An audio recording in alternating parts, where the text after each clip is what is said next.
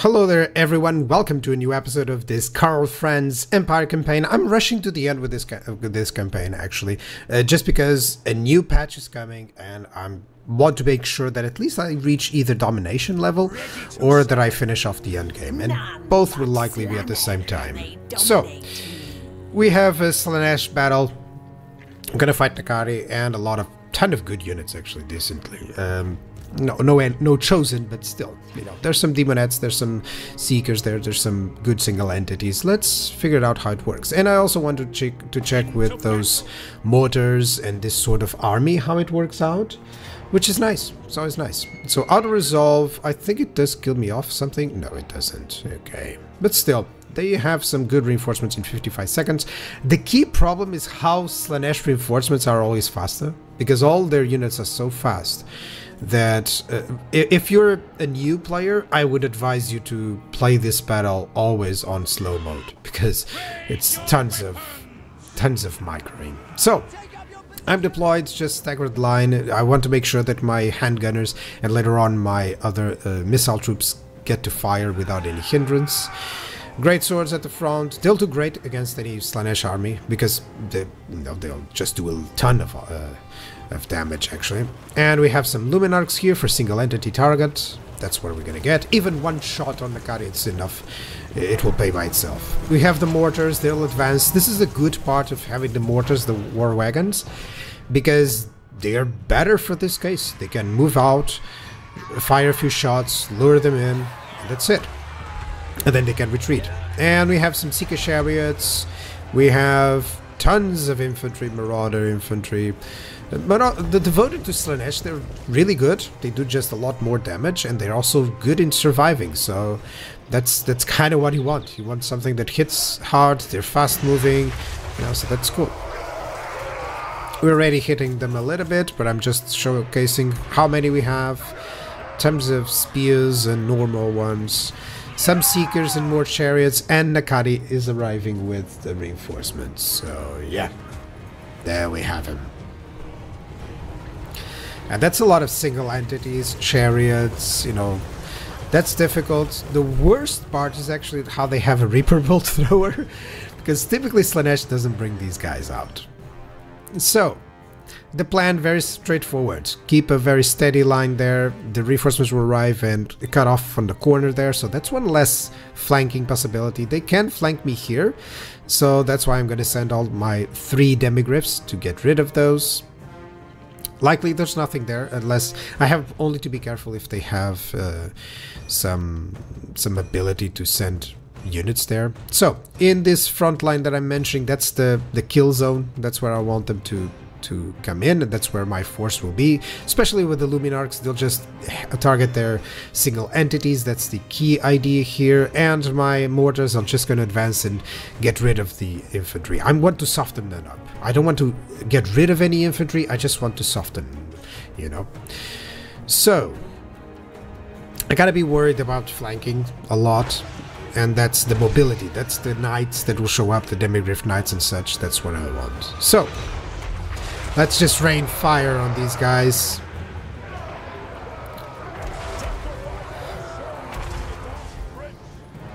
They're definitely sacrificing souls.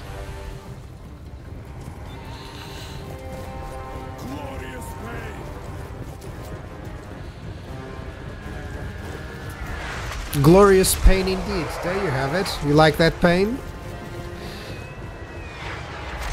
If you want more, we have plenty in supply. We still have some ammunition.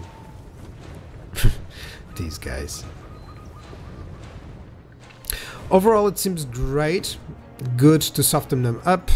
The enemy is coming in. Nakari is coming in already, but I already managed to get some shots. I'm missing some shots here on the woods, but I had to try, you know. I had to try and get some shots off. We're continuing. I just advanced a little bit. You can see some Seekers of Slaanesh coming in here, so I'm worried on that flank. Ooh, I wish I had targeted here. Can I target here? Slightly. A little bit away. I think I managed a couple of shots there. But let's watch the engagement here on the flank. I'm sending in my demigryphs. these are demigryph halberds, so they'll do short work of anything largely fine. But you can see that the AI kind of knows what he needs to do and is just trying to circumvent this. And yes, some Seeker chariots are coming in. And now it's likely that they go just for the artillery, which is kind of sad because the chariots won't do too much to those war wagons. They would do a ton against those other units like the handgunners. So I casted the fireball, my handgunners are turning around to fire at them, and my demigryphs are coming in. Just keep your flanks secure, and that's it. Okay, advancing a little bit. This is on the left flank. My other army has arrived, which is great as well.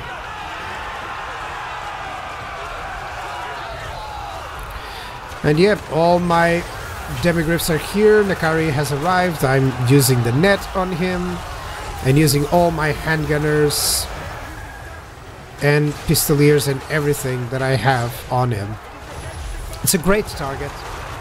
You know, it falls really short, really fast, you know. Regardless of what it does, it's just the epitome of a glass cannon, you know. This Soul Grider is much tankier, actually. That's why I'm not focusing him down, because Nakari needs to go as fast as he arrived. Okay.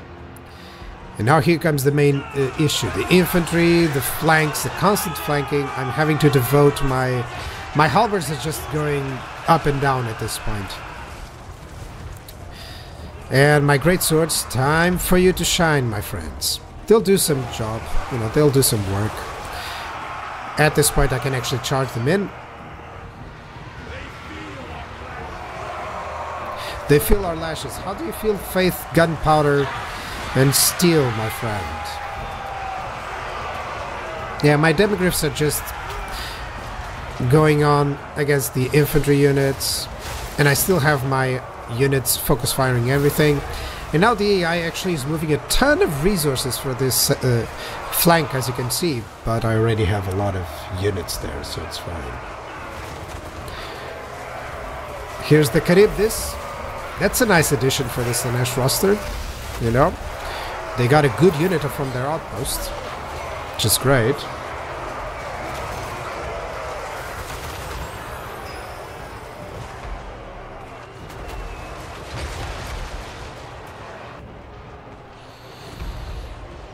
And overall, they haven't broken through. That's a good thing. You know, they're engaging even against my front line. I just keep retreating when they're weak.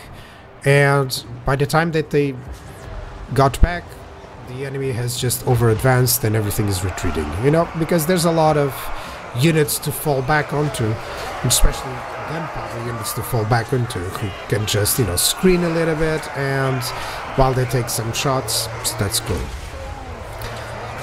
And in the meantime, anything that stops moving, I'll just use my mortars or my abilities. Like, I didn't show you my arc lectors, but of course you can assume that they were using their abilities.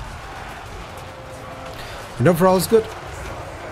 It seems that the only part that hasn't gone through is this Charybdis. It's taking some shots. Of course the woods don't help. But still, there's no better target for me. So, you know, why not just spend some shots there? And soon, but rather than later, it's gone, and all that I need to do is just pursue with my fast units, and that was a good outcome. The Slanesh, whenever you can see that my units are damaged, whenever they arrive, they do a ton of damage, but they also die pretty fast. It's one of the most volatile encounters, you know, as a Slanesh army going against anything with ranged, because everything dies so fast. And there we go, that's a victory. I didn't lose any units. The mortars don't seem like it. They have a lot of kills, but they softened it up so well. You know, that's exactly what you want from an artillery unit. You know, just split up that damage. And that will help out in terms of the overall battle, because you're just gonna get them to rout much faster, because everyone is hurt. So that sometimes it's the best idea. Okay. Nakari got killed really fast. The Charybdis was managed really well, actually.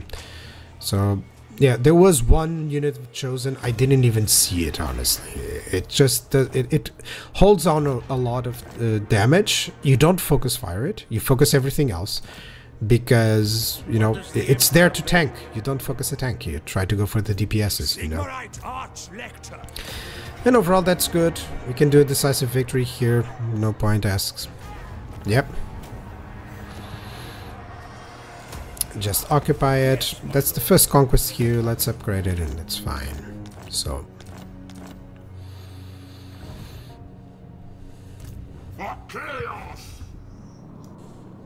overall, what are we doing? We're just gonna capture a lot of the places from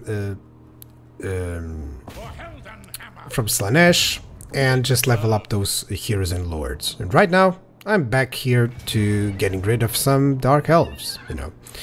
Yeah, let me just put the banners. Anything that can have some magical damage, I think that's good. Well, actually, I'm gonna put it on a standard one, because that way they get a little bit better, you know. I'd rather have 2 good units than 1 excellent one, you know. Because the good unit can always, in the thick of battle, it can forget about it or something like that, or not micro it well, or it can be hindered. So 2 good units help out a little bit better. That's kind of the whole point sometimes of these. Yeah, let me go back there and conquer Serpent Jetty. Finally, I'll have everything in Norsca. I'm just upgrading anything that gives me income. As you can see, it's managing well. And overall, let me see, should I go and try... Yeah, I'm going to capture a lot of places as I'm pointing out on the screen here. The biggest one should be, let me focus and siege Nagaround, and then Franz is going to get rid of that army. Even with just 1 army, it's a valiant defeat. It's amazing. Well, that's the health issues. They actually are already unhealthy, which is good for us.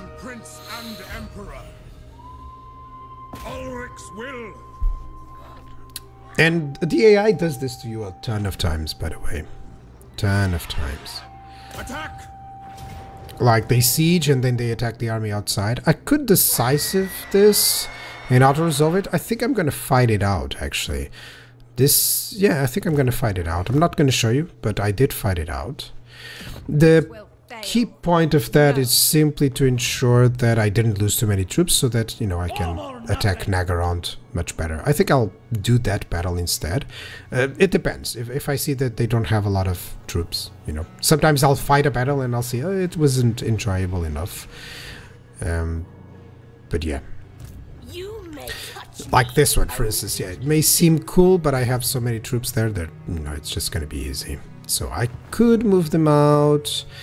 I gotta be sure that I'm not under attack in any other place and just keep an eye on this. All of this, the south is completely ally, which is great.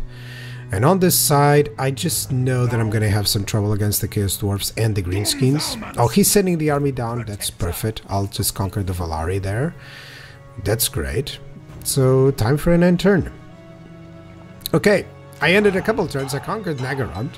It wasn't a meaningful battle, sorry. It was just, you know, pretty straightforward, pretty easy. They took some losses with attrition, so it wasn't even worth it. We're gonna go on the Circle of Destruction there. It's kind of sad that I can't go just sweeping the land. Yeah. And let's go. Occupy it. Done. Overall, we're just conquering everything really well. And as soon as I destroy these pocket settlements from the AI, everything should be fine, you know. Let's just level up some lords and heroes. Yeah, that's fine. I actually want the armor better there. Now, ready. So conquest is going great. All that I prioritize typically is anything about like public order and income on these places, especially because they're uninhabitable. That causes so much issues, you know. When they're pleasant, it's so much better, it's so much easier. So, alrighty, what do we have? Yeah, I'm going to attack the Gain Vale there and defeat Pelacor, and overall it seems like we're just ensuring our survival. And I'm getting a new army with a captain to assist, to support, and a leech. A lore of death, actually.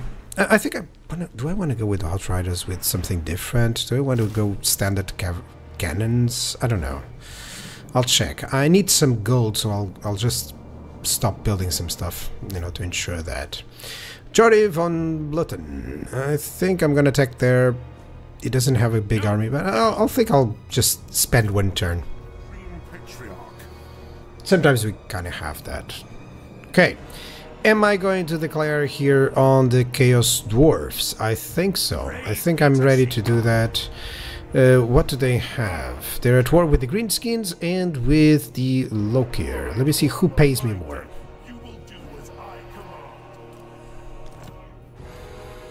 You give me 4,000 and the Greenskins give me... Let me see. Come on, Grimgor. Make your offer. I'm kind of with that voice nowadays. They give me more, so... They have the honor of doing that to me. Okay, nothing here in terms of anything. Let's finish off the Chaos Dwarfs here. This is mainly just auto-resolves in terms of the battles, unless there's something interesting. Yeah, this is just hobgoblins.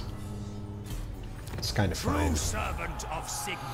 I'm gonna delete that. I just want anything. Yeah, I'm gonna have some skills giving benediction. That's what I want. As soon as you can, you just get those abilities, but I'll do those later on. Right now, I want to just show you conquering. There's... Oh, they have been fighting. That's great. So the Greenskins paid me to get into the fight that after already finishing off nearly that army. That's great. That's good. So cool. That means I actually timed it perfectly well. And this is the difference sometimes of you declaring war when you need. So there's 5 Hellfires there. Come on, that army doesn't stand a chance. Yeah, it doesn't stand a chance.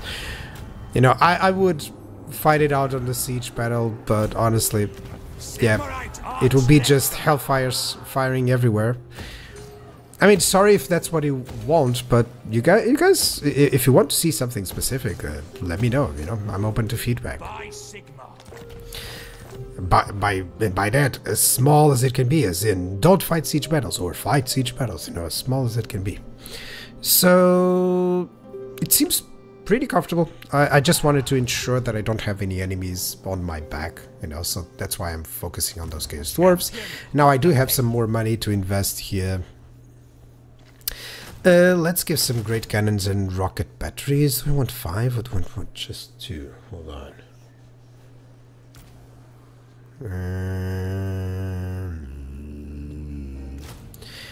Yeah, I'm going with the demigryphs. I could just do an army with some Reichsguard and stuff, you know, but I do have the money, so I kind of want to go with this very typical take that I like to take, you know. But it's... I kind of already have the variety in the armies that I wanted by this point, and there's some interesting armies. I could have done the same thing that I've done with that army that doesn't have any infantry. It just has handgunners and free company militia. That was sad, but maybe I can just adjust here and get some good units from outposts. Who knows? Oh, maybe some single entities. The elemental bear or the incarnate. Let's go with the bear. Why not? My point is just the breath attack. That's it. I just want to have something with the breath attack with my boys here. Should I go for iron breakers? Or some flame cannons? What should I go for? Or hammerers? No, should I go? I'll go 2 iron breakers on the side, heavy on the infantry. Yeah. That seems good. Maybe heavier on the infantry instead of the missile infantry. I think that's cool. Yeah, 1 less there. It gets me 1 more for the demigryphs. Yeah, so 1 more demigryph there. What do I get? Yeah, demigryph halberds instead. Let me get yet another one. I think that's the idea. Yeah, 3 turns. 3 turns I have this army. That's cool. That's cool. And that army is going to go on to help Balthasar Geld, which is just going to be much easier. overall just building up and ensuring that I have everything. Some people stop building at this point in time, or even on turn 100, and they just focus all the money in getting more armies. I just like to keep scaling up. I wish there was something else to do with buildings, you know? The fact that you could get, you know, an extra if you have like 10 farms, 10 incomes, you know, that would get something better, that would be good. But that'll be it. Thank you very much. Bye-bye.